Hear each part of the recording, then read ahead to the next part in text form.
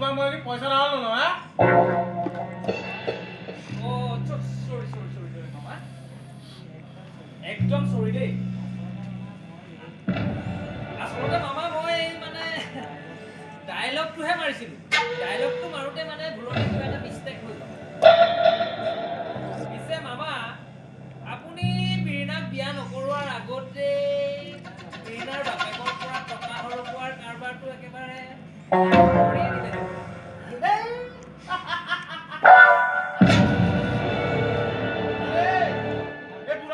বহুত টকা আছে আমি 4-5 লাখ টকা উলিয়াই নাথাকো আরে আমার চলিব কেনেকৈ আরে আরে রাস্তার গুন্ডাই চাহে খন ঘৰৰ জুৱাই হব হা আৰে ৰাস্তাৰ গুন্ডাই চাহে খন ঘৰৰ জুৱাই হব হা জুৱাই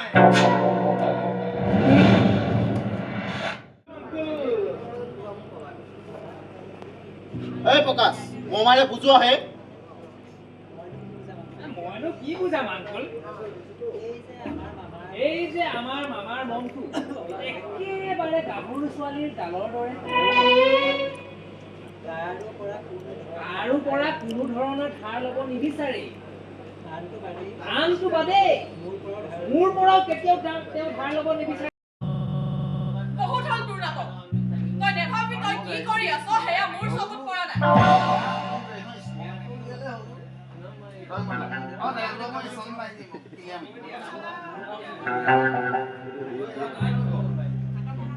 আৰে নাটক কৰা নাই আৰে হসা কথা কৈছে আৰে হে ল'ৰাটো আমাৰ প্লেনিংৰ কথা সব গম পাইছে আৰে হেতু মোৰ লগত বহুত হল তোৰ নাটক তই নেভাবি তই কি কৰি আছ হেয়া মোৰ চকুত পৰা নাই দাদাৰ পৰা লোৱা প্ৰতিটোৰ টকাৰ হিচাপ তই মোক দিব লাগিব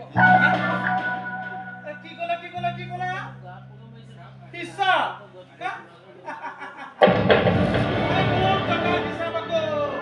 এই কিয় দিবা মোৰ টকা মা পাহৰি নাযাবি এইখন ঘৰলৈ মই তোক আনিছিলো বিয়াৰ পাছত সকলো সম্পত্তি তোৰ নামত কৰি দিয়া হ'ব আৰু তাৰ পাছত সেইবোৰ মোৰ ল'ৰা কমলৰ হ'ব বস তোৰ কামি মানে ইয়াত তই বেছি আৰু একো আশা নকৰিবি আৰে নাই কৰা কিন্তু আপুনি এবাৰ ভাবকচোন বীণাৰ লগত যদি মোৰ বিয়াখন হৈ যায় আৰে তেতিয়াহ'লেতো তাৰপিছতে গোটেই সকলো সম্পত্তিৰ মালিক ময়ে আৰে মইতো মালিক আপুনি এইখন ঘৰত থাকিব নে নাথাকে আৰে তাৰ সিদ্ধান্তটো মইহে ল'ম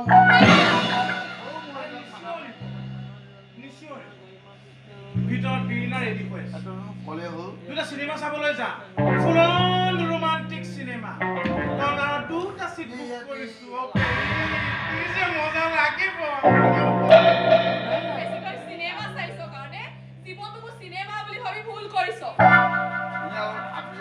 কিন্তু বলিয়া কুকুৰক কেনেকৈ শান্ত কৰিব লাগে এই মাধুৰীমা বৰপূজাৰীয়ে খুব ভালদৰে জানে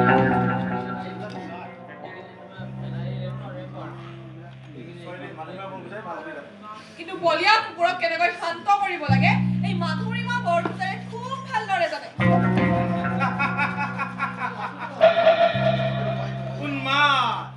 উন্মাদ ৰঞ্জন হাজৰিকা এটা নাম নহয় এটা ধুমুহা হয় ধুমুহা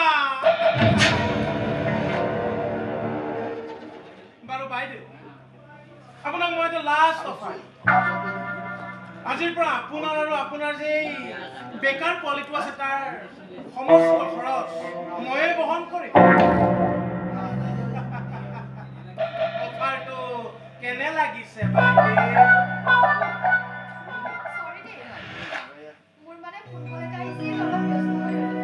একো নাই আচলতে আমি নোযোৱালৈকে চিনেমা হলত চিনেমা ষ্টাৰ্টেই নহয় আচলতে চিনেমা হলৰ মালিকটোৱে মোৰ পৰা বহুত টকা ধাৰলৈ লৈ থৈছেতো ব'লা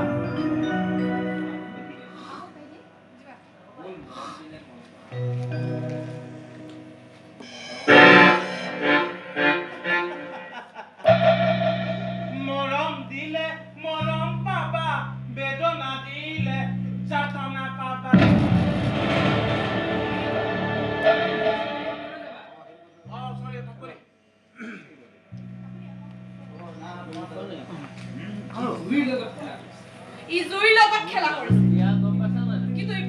হৈছে জুইৰ লগত খেলা কৰিলে সকলো পুৰি চৰখাৰ হৈ যাব।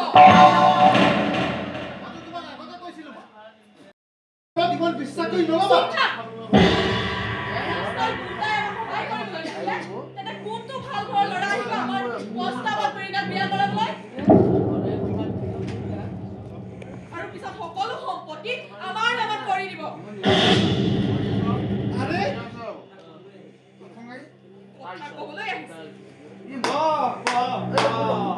সাংঘাতিক অংশ আনন্দে সন্দেহ তই পাহৰি গৈছ তোক এই জেললৈ কোনে পঠাইছে? তই জেলৰ ফাঁকি দিব পাৰিলেও এই DSP মহাত্মক ফাঁকি দিব নোৱাৰ। তোৰ চকু সদায় তোৰ ওপৰত আছিল আৰু এতিয়াও আছে, আৰু সেইকাৰণে মই তোৰ আকৌ এবাৰ খবৰ ল'বলৈ আহিলোঁ।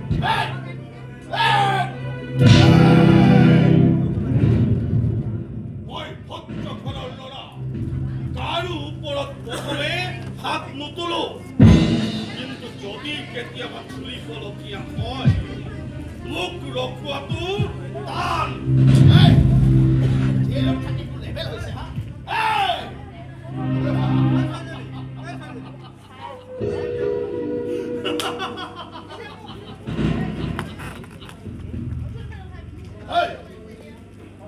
পাগল হৈছ নেকি হা? ইমান মাৰ খোৱাৰ পাছত তই হাঁহি আছ? মই পাগল হৈছো, মই হাঁহিছো। আজি এই জেলত মোৰ শেষ দিন। এই জেলৰ দেৱাল যিমান ওখ আৰু শক্তিশালী নহওক কিয়, আজি মই তাৰ সমেই। এইবোৰ তই নকৰিবি। এইবাৰ যদি তই এই জেলৰ পৰা পলাবলৈ চেষ্টা কৰ, তেনেহ'লে তোক জেইলাৰে কৰিবলৈ কিন্তু চেষ্টা নকৰে, ডাইৰেক্ট উলিয়াই দিব পাৰে হা? কোনো গেৰাণ্টি নাই। মই তোক গেৰাণ্টি দিছো, আজি মই ইয়াৰ পৰা ওলামেই। আৰে ওলাবইতো লাগিব ন, আজি মোৰ বিৰিণাৰ বিয়া। থিৰ হৈ যায় আৰু বিভিন্ন থানাত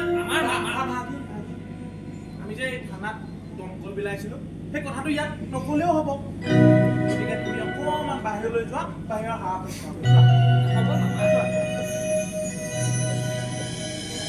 মোৰ মৰমৰ ভাগি সৰুৰ পৰা মোৰ লগত থাকিয়ে ডাঙৰ হৈছে। এতিয়া সিও মোৰ লগত এই সমাজৰ কামবোৰ কৰি আছে।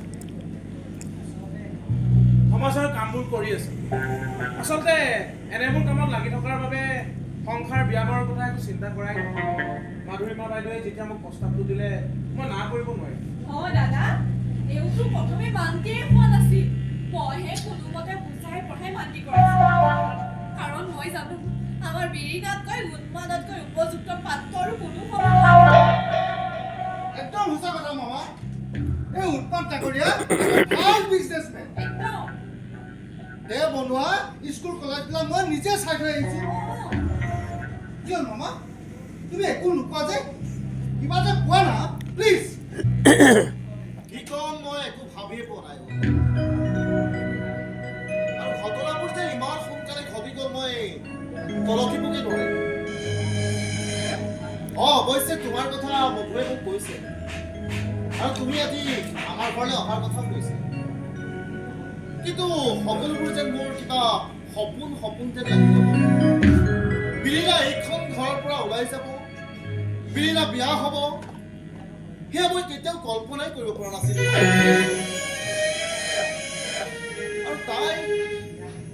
আৰু তাই বিয়া দিবলৈ ডাঙৰ হৈছে বুলি মই ভাবিবই পৰা নাই। সময়বোৰ যেন কেনেকৈ বেগাই ধৰিছে। একদম ঠিক কথা কৈছে। আমি সকলো সময়ৰ সময়ৰ কাম আমি সময়ত কৰিবই লাগিব। গীতাত কিন্তু সময়ক লৈ বহুত ভাল শ্লোক এফাকি লিখিছে।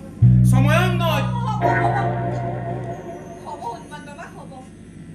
এতিয়া আমি আচল কথাটোহে পাতিব লাগে। দাদা, উন্মাদে বিৰিণাক প্ৰথম দেখাতেই পচন্দ কৰিছে। আমাৰ বিৰিণাই বা আকৌ এতিয়া কি কয়? অৱশ্যে তই পচন্দ কৰা ল'ৰা তাই না ক'ব নোৱাৰে। আমাৰ ঘৰৰ পৰম্পৰাৰ কথা তাই খুব ভালদৰে জানে। মই ঠিকে কৈছো নে দাদা? বিৰিণাই আমি ঠিক কৰি দিয়া ল'ৰাৰ লগতে বিয়া হ'ব। তেনেহ'লেতো কথাই নাই। তথাপি মই ভাবোঁ এবাৰ বীণাক তেখেতে লগ কৰাটো ভাল। একদম ঠিক কথা কৈছা। আচলতে তেওঁৰ মন মিলাটোহে আচল কথা। তেনেহ'লেতো দেৰি কৰি লাভেই নাই। অথনিয়ে বীৰিনাক মাতি থৈ আহিছিলোঁ। বীৰিনা, অ' বীৰিনা।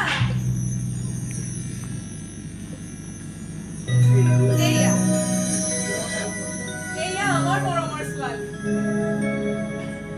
নমস্কাৰ, মোৰ নাম উন্মাদ ৰঞ্জন হাজৰিকা। বহুত ডাঙৰ বিজনেছ কৰে বোলে। মোক মেছেজ কৰি তাই ফটো এখনো দিছে আৰু মই সেই ফটোখনকে মই আপোনাৰ হোৱাটছআপত দিছিলোঁ। বিৰিতা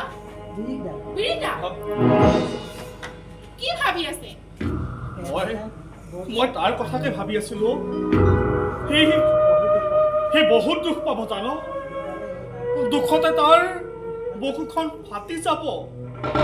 কিন্তু সি কান্দিব নোৱাৰিব জানো। আৰে কাৰ আগত কান্দিব সি তাইক কথাবোৰ খুলি ক'ব লাগিছিল। তাইৰ লগত চিনাকি হ'ব নোৱাৰিলে। বিৰিতা এমএলএ বহুত ভাল পাইছিল ন?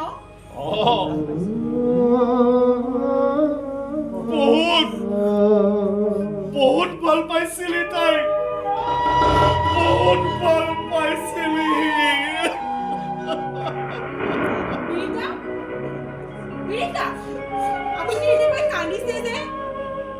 আপুনিতো প্লিজ তই মোক অলপ সকলে থাকিবলৈ দে না। তই জাগোজা বিৰিতা প্লিজ জাগোজা না তই মোক।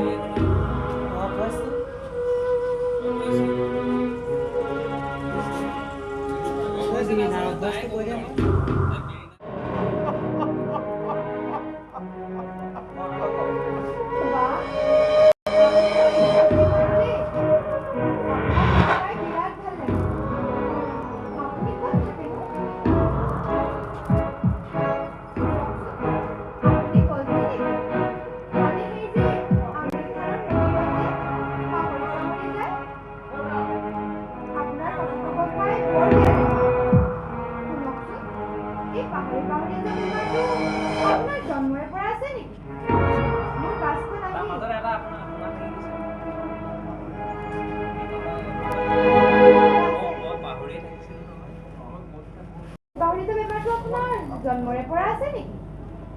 মোৰ বাছখন আহিল, মই গৈ থাকো দেই। আপুনি গধূলি আমিৰ খানৰ দৰে গাত নাম আৰু এড্ৰেছটো লিখি ল'ব। টেক কেয়াৰ, বাই।